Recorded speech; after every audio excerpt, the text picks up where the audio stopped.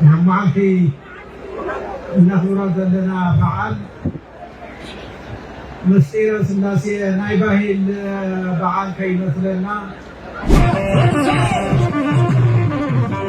نسلاسي نعملاهم نبيت እግዚአብሔር ከሆድ ሆለው ሰጫወቱ ሆለው ከዘናገዑ ሆለው ሰለስተ ጊዜ ንላዕልን ታሕት ይብሉ እዚ ድማ ፈጣሪዋ ወለደች በመጠቅለያ ተከለለች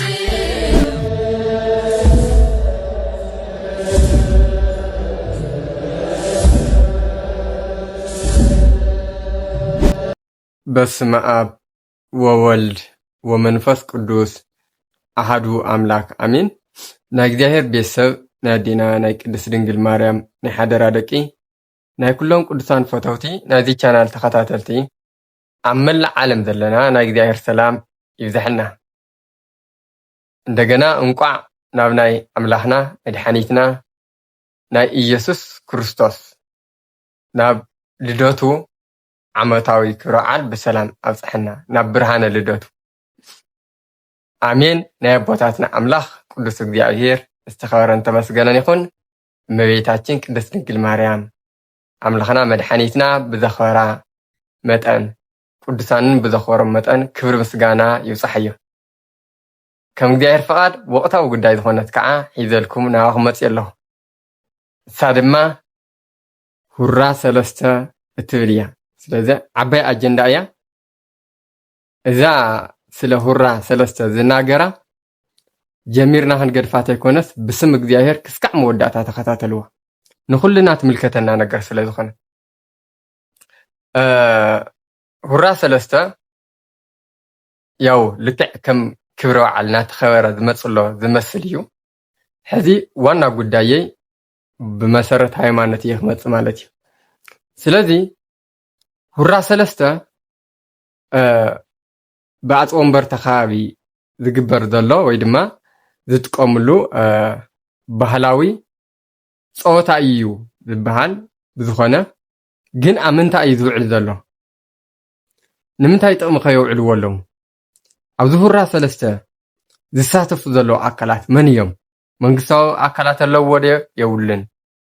ናይ ሃይማኖት መራሕቲ ኣለዎ ዶ የብሉን? ዝብሉን ካልኦትን ክርኢና። ስለዚ ሁራ ሰለስተ ናይ ሃይማኖት በዓል ኢና ዝብል ተደምዲሙ መፅኡ ኣሎ እምበኣር ሕዚ ዓመታይ ይብል ነይሩ። ሁራ ሰለስተ ናይ ሚስጥረ ስላሴ ምሳሌ እዩ እናተባሃለ ብኣባ ኣረጋዊ ተነጊርና ብዙሓት ተቃዊምናዮ። ኣብ ናይ ኣምላኽና መድሓኒትና ናይ ስሉስ ቅዱስ ናይ ስላሴ ክብረ በዓል ኣብቲ ናይ ስላሴ ክብረ በዓሎም እናተረገፀ ሁራ ሕንዲቅ እናተባሃለ ብጭፈራ ናብ ቤተ ክርስቲያን ኣትዮም ዴሮም ጋዮም ቤተ ክርስቲያን ኣፅቢ ወንበርታ በሉ ሕዚኻ ናይ መንበረ ሰላማ ስራሕ መካየዲ ብፁእ ኣቡነ መብርሃ ክርስቶስ ናይ ምብራቃዊ ዞባ ሃገረ ስብከት ሊቀ ጳጳስ ስለ ሁራ ሰለስተ ታይሎንጎ ዝብል አንድምታ ድማ እስክሪና ንመለስ። معلتي نخبر لنا بعال مسيرة سلاسي نايباهي بعال كي مثلنا نايبة كريستيان بعالي أتو هرنا سلسة درجة ظلو ترجمو ناي سلاسي أحد الناس نايصوص الناس ናይ ሓድነት ወስነት ምስጢረ ስላሴ ዝሓዘ ጉዳይ እዩ። ኣብዚ ዘለና ኩላትና ምስጢረ ስላሴ ኢና ንመሃር ዘለና ባህላዊ ጥራሕ እንተይኮነስ ብባህላዊ መሰረት ምስጢረ ስላሴ ኢና ንመሃር ዘለና። እዛ ቪድዮ ከም ዝረኣናያ እያ። ኣብቲ ናይ ሁራ ሰለስተ ልደት መድሓኒትና ናይ ኢየሱስ ክርስቶስ ብርሃነ ልደቱ ብሁራ ሰለስተ ይኽበር እዩ ዝብል እዚ ድማ ሚድያ ተዋሂብዎ ቀጥታ ብቴሌቭዥን እዩ ዝመሓላለፍ ነይሩ። ስለዚ ኣብ ሚድያ እንታይ ንርኢ ኣለና? ናይ ማእኸል ሃገር ኣብ ኣዲስ ኣበባ ዝነበረ ናይ ኤላፍ ዝማሬ ብምንፅፃር ብዙሕ ሰብ ሓዚኑ እዩ ኣብ ዓድና በተለይ ሽፋን ጌርካ ናይ ልደት ኣምላኽና ኢየሱስ ክርስቶስ ክብረ በዓል ብዝብል ርግፂት ሁራ ሰለስተ ከመሓላለፍ ከሎ ኣብቲ ናይ ኣዲስ ኣበባ ዘሎ ድማ ብዝማሬ ንእግዚአብሔር ክሓልፍ ከሎ ኣብ ትግራይ ዘሎ ኦርቶዶክስ ልቦቦ እዩ ነይሩ ኣዲስ ኣበባ እዩ ሓቂ ሓጥሪ ሓቂ እዚኣ እያ ንምንታይ ናብ ኣዲስ ኣበባ ኸይዱ ንምንታይ ድማ ብትግራይ ቴሌቪዥን ዝመሓላለፍ ነበረ ሓዚኑ ተይልና ናይ ኦርቶዶክሳዊ ቅንኢ መንፈሳዊ ቅንኢ ስለዝሓደሮ ንተብ ትግራይ ቴሌቪዥን ዝመሓላለፍ ነበረ ቀጥታ ስርጭ ናይ ሁራ ሰለስተ ተቃዊምዎ እነሱ ጥራሕ ይኾነን ኣብነ መራሃብ ክርስቶስ ሊቀ ጳጳስ ካልኦት ናይ ሃይማኖት መራሕቲ እውን ኣብኡ ተረኺቦም መንግስታዊ ኣካላት እውን ኣብኡ ተረኺቦም ስለዚ ኣብነ መራሃብ ክርስቶስ እዚ ባህሊ ኣይኮነን እዮም ከጀሚሮም በቃ ዝናይ ኣፍ ወለምታ እዩ ከምኡ ዝልሞ ንግደፎ ዓሙ እውን ከምኡ ዝልስ ተዛሪብናና ንእሽተይ ቅልል ተበለልና ተሓዘናሲ በቃ እስኪ ተጋጊዮም ክኾን ይኽእሉ እዮም ኮይንና ዓሚ ጸሓፍ ናይ መንበረ ሰላማ ኣባ ኣረጋው ዝበሃል እዚ ስራሕ መካድ ናይ መንበረ ሰላማ እዮም ዝደግምዎ ኣለዉ ኣብነ መራሃብ ክርስቶስ ስለዚ ነቦታት ደፊርና ተይኮነ እቲ ጌጋ ናዕና ዘውድቐና ዘሎ ካበይ ጀሚሩ ተይልና ካብ ቦታት እዩ ዘጥ ዘቢል ዘውድቐና ዘሎ ማለት እዩ ስለዚ መን ይጓስየ ምእመን መን ይጓስየና ሁራ ሰለስተ ናይ ምስጢረ ስላሴ ኢልካ ክትንተን ሕዝውን ክድገም ጽባሕ ንጎሆኮ ኣብቲ መሃሌት ቅኔውን ከእትውዎ እኮ እዮም መንዶ ታይድ መረጋገጽን የና እዩ እንድሕ ብሊቃነ ጳጳሳት ከምዚ ኢሉ ተሰይሙሉ ትርጓሜ ተዋሂብሉ ስለዚ እሞ ከዓ ኣብ ናይ ልደት ኣምላኽና ኢየሱስ ክርስቶስ ክብረ በዓል ኣብ ናይ ኣምላኽና መድሓኒትና ኢየሱስ ክርስቶስ ናይ ልደቱ ክብረ በዓል ሉቃስ ወንጌል ምዕራፍ 2 ዘሎ እንተርኢናዮ ኣምላኽና ኢየሱስ ክርስቶስ ክውለድ ከሎ ሰማያውያን መላእኽቲ ምስ ደቂ ሰባት ሓቢሮም እዮም ንእግዚአብሔር ኣመስጊኖም ብመዝሙር ስብሃት ለእግዚአብሔር በሰማያት ወሰላም በምድር ስምረቱ ለሰብ ኣምላኽናሲ ምስጋና ይኹኖ ሰላም ንምድሪ ንወዲ ሰብ ድማ ሰናይ ፍቃድ ይኹን እናወሎ ኣመስጊኖም እዚኣ ናባይ ክንድብርያ ሁራ ሰለስተ ትብል ኣብ ምንታይ ዓንቀጸላ ዝርግፂት እዚ ብባህልና ሸፋፈንካ ናብ ሃይማኖት ንኻኣቱ ምግባር ኣብ ምንታይ ዓንቀጸላ እንደም ኣቲና ተፈትሽና የማ ናይ መን ምዃኑ ክነግረና እዩ እኮ ምክንያቱ ባህላዊ እናተባሃለ ኣብቶም ዓበይቲ ክብረ በዓላት ዝበሃሉ ናይ ኦርቶዶክስ ተዋህዶ መንፈሳውያን በዓላት ጽድቂ በረከት ህይወት ክንሓፍሰሎም ዝግባእ በዓላት ባህላዊ እናተባሃለ ብጭፈራ ብዳንኬራ ዝኽበር ተኮይኑ እዚው ርኹስ መንፈስ ኢኻ ተሓፍስ እምበይ መንፈስ ቅዱስ ይኾንካ ተሓፍስ ኢሳይያስ ምዕራፍ 13 ቁጥሪ 21 ኣጋንንት እውን ይደርፊ እዩን ስለዚ ሁራ ሰለስተ ደርፊ እዩ ጭፈራ እዩ ዝላ እዩ እርግጠኛ ኮይነ ክነግረኩም ዝደሊ ስጋው ስምዒት ይስልኩም ረእይዎ ስጋው ስምዒት ሂድግ ናልካ ክትረግጾ ከለኻ ስጋው ስምዒት ንሱ ጥራሕ ይኾነን ናይ ሃይማኖት ኢሎም ክትርጉምዎ ከለዎ አንድምታ ውፅኦምኮ ብጣዕሚ ተዘሕፍር እቶም ኣብኡ ዝኔውሲ ሙስሊም ኣሕዋትና ኸ ስለ ምስጢረ ስላሴ ይኣምኑሉ ኮይኖም ድዮም በቃ ከምዚ መስለና ክንሕጉስ ከምዚ ዘለዎ ቦታትኮ ሓደ መሰረት ነገር ኣሎ መንግስቲ ንክሕጉሱ ካብ እግዚኣብሔር ኣብሊፅካ ንባህሊ ትኩረት ብምግባር ነቲ መንግስታዊ ኣካላት እውን ነቲ ምምሕዳር እውቅና ዝወ ዘሎ ከምዚ ገይሩ ኣብ ክብረ በዓላት ንክኽበር ንኡ ክትሕጉስ ኢልካ ዘጥ ኢልካ ትወድቕ ማለት እዩ ብጣዕሚ ዘሕዝን ስለዚ ተመኡ ዝኔው ሙስሊም ከታይብሉ ዓፋር ከታይብሉ ናይ ዓፋር ባህላዊ እኮ እዩ ሁራ ሰለስተ እውን ስለዚ ይፈልጥዎ ኮይኖም ድዮም ምስጢረ ስላሴ ስለዚ ኣምላኽና መድሓኒትና ኢየሱስ ክርስቶስ ክውለድ ከሎ ብምስጋና ደኣ መሬት ተመልአት እምበር ኣዳመይ ክረግጽ ክዘልል የውዓለን ክትሕጎስ ከለኻ ዝላ እርግጫ ጭፈራ ሁራ ይፍቀድ ይትብል ተሊኢኻ ተጋጊኻ መጽሓፍ ከም ኣይብልን ሃይማኖተኛ ተኮይንካ እንተኮይንኩም መጽሓፍ ከም ኣይትብልን ምክንያቱ ኣብ ያዕቆብ መልእኽቲ ዝተሓጎሰ ይዘምር ዝሓዘነ ይጸልይ ዝብል እወ ሃይማኖተኛ ተኮይንካ እዚኣ ረእያ ምክንያቱ መሰረትና ብመሰረት መጽሓፍ ቅዱስና ክንከድ ቅዱሳን መጽሓፍቲ ብመሰረት ቤተክርስትያንና ክንከድ እወ ብታ ዘጠመቐትና ምስ ሞትና ድማ ንቕበረላ ቤተክርስትያን ብኣይና ንኸይድ ሓደ መጽዮ እዚኣ ስለ ዝተናገረ ኣብ ምንታይ ዓንቀጸላ ኢልኩም ረእይዎ ስለዚ ኣይድነቕና ስለዚ ኣብነ መርሃ ክርስቶስ ድማ ካበይ የምፅኦም ጓተይልና እታ ዓሚ أبا أرقاو استزاروا وقال ناي منبر السلامة بقى تقدي حد وصتيا نسمع آياتنا عمي ንስላሴ ንኣምላኾም ናብ ቤተ እግዚአብሔር ክኸዱ ከለዉ ክጫወቱ ከለዉ ክዘናግዑ ከለዉ ሰለስተ ግዜ ንላዕሊ ንታሕቲ ይብሉ እዚ ድማ ንስላሴ ካብ ምስጋድ ካብ ምምላኽ ዝተበገሰ እዩ ኢሉ ይገሊጽዎ እዚኣ እያ ተናዓሙ ቪድዮ ብዙሓት ተቃዊምና እያና ሓደ ጀርመናዊ ከምዚ ዝተርጎሞ ከምዚ ይበሎ እናበሉ ዘየኣምኑ ኣካላት እናፀውዑ ናይ ሓደ ፈረንጂ ዝበሎ ጥቕሲ እናጠቐሱ ምስ ሃይማኖትና ክልጥፉልና ከለዉ እዚ ድማ ሓደ ናይ ውድቀትና ኣካል እዩ ስለዚ ኣብ ነመርሃ ክርስቶስ እዚኣ ደጊሞም ጓሎ ጽባሕ ንግሆ ታይ ከም ዝመፀና ንምግማቶ ኣይኸብድን ምክንያቱ መንበረ ሰላማ ኣባላት ዝኾኑ ጳጳሳት ይሰብክዎ ኣለዉ እዚ ጽባሕ ንግሆ ለካቲት 11 ክትርጎመሉ እዩ እዚ ኣነ ስለ ሰማዕታት ዝኽሪ ይኹንኩን ዝቃወምሎ ከመይ ገይሮም ምስ ሃይማኖት ከም ዝተሓዝቡ ንሕድሕዱ ዘለዉ ንኣና ከጥፍኡና ዝኽእሉ ከመይ ገይሮም ከም ዝተሓዝቡ በዓሉ ናይ እመቤታችን ቅድስት ድንግል ማርያም ትንሳኤ ማርያም ንብሎ ማለት እዩ ኣሸንዳ ንሱ በዓሉ መንግስቲ መጢልዎ ናይ ዝሙትን ናይ ክብርኻ ምርሳሕን ገይርዎ ዘሎ መንግስቲ ንሱ በዓሉ ተጠንቀቕ ኣብ ክንዲ ዝብልዎ ኣብቲ ግዕዝና ዝኾነ ናይ ጭፈራን ደርፊ ተረኺቦም እውን ክትርጉምዎ እምሱ ናብ ሃይማኖትና ወዲቕና እና ዘለና ኣሕዋተይ ወዲቕና ግደፍ ዝብል ኣካል የለን ሕዝማ ተሰኪፍካ ስቕታ ተመሪፁ ኣሎ ተሰኪፍካ ስቕታ ሕዚ እዞም ሊቀ ጳጳሳት ዝብልዎ ዘለዉ ብጣዕሚ ጌጋ ዝኾነ ኣካይዳ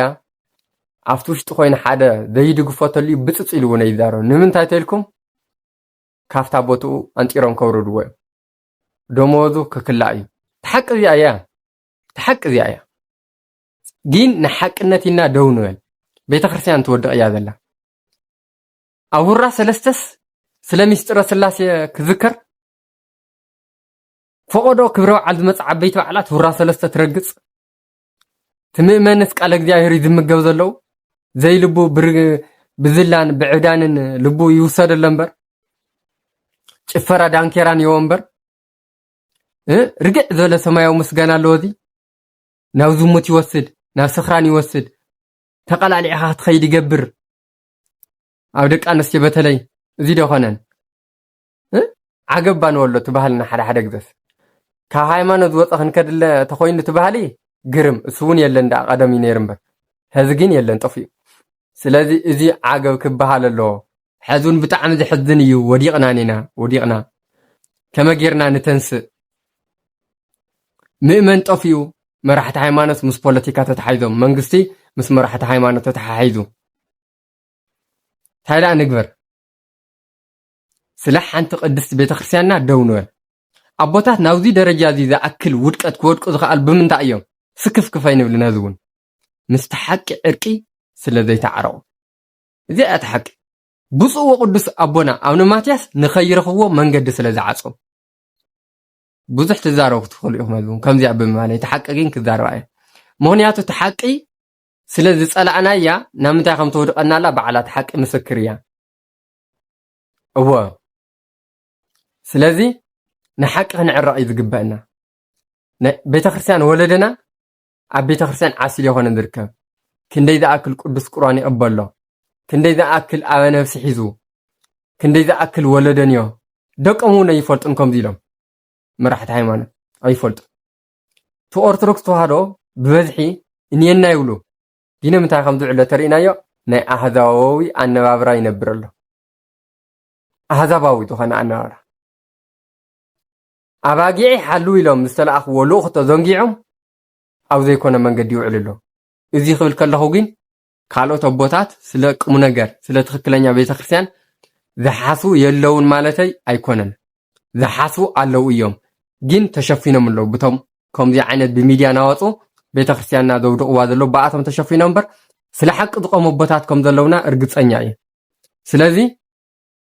እቶም ሓቂ ሒዞም ዝቆሙ ኣቦታትና ኳሲ ዝወፁሉ ግዜ ክህሉ እዩ ስለዚ ንሕና እውን ድምፂ ንኹኖም ንኽወፁ እዩ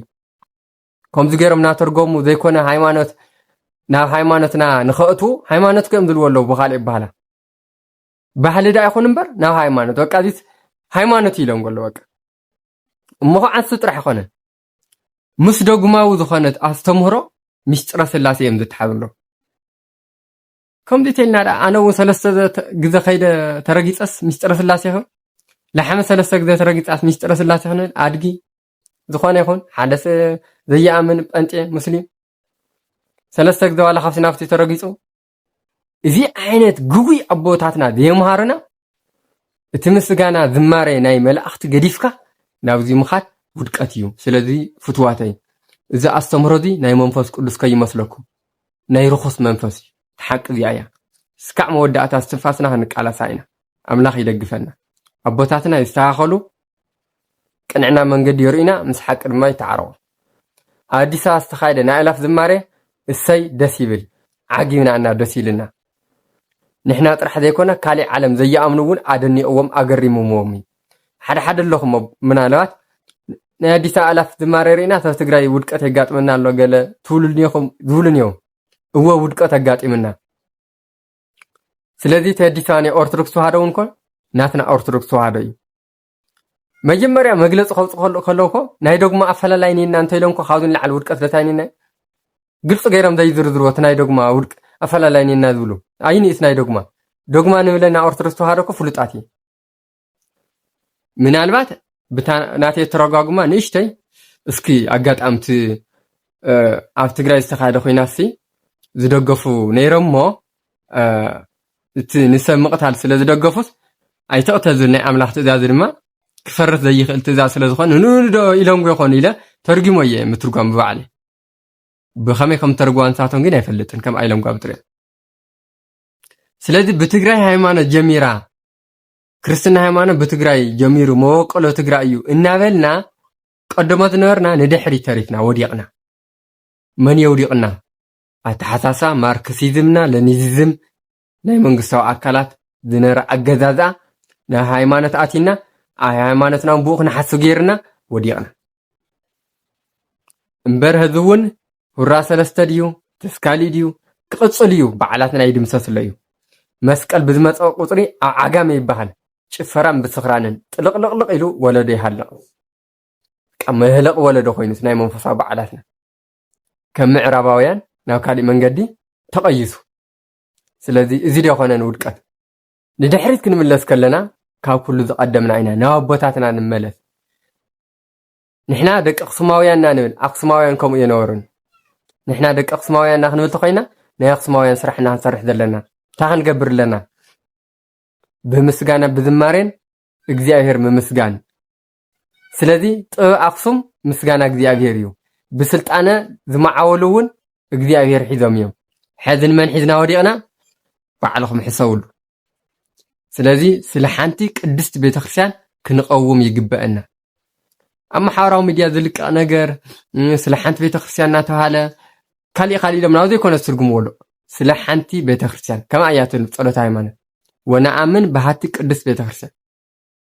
ኣብዚኣ ዘላ ቤተክርስቲያን ኣብ ኤርትራ ተሃሉ ኣብ ኣዲስ ኣበባ ተሃሉ ኣብ ኦሮሞ ተሃሉ ኣብ ማንም ዓለም ተሃሉ ዝመስረታ ኣምላኽና ኢየሱስ ክርስቶስ ብደሙ እዩ መስሪትዋ ስለዚ ነቦታትና ዓገብ ንወሎም ኣይንሰከር ተሓቂ ንሓቂ ንበላ ካብ እግዚአብሔር ንላዕሊ ኣብሊፁ ስለ ባህሊ ስለ መራሕቲ ሃይማኖት ኢልካ ተሰኪፍካ ንዘይምንጋር ወይ ድማ ንመንግስታዊ ኣካላት ኢልካ እትገብሮ ድፍረት ሃይማኖትና ቋሸሽካ እዚ ሁሉ ከውቁሰና ያው ቅድሚ እግዚአብሔር እወ ስለዚ ኣምላኽና እግዚአብሔር ስለ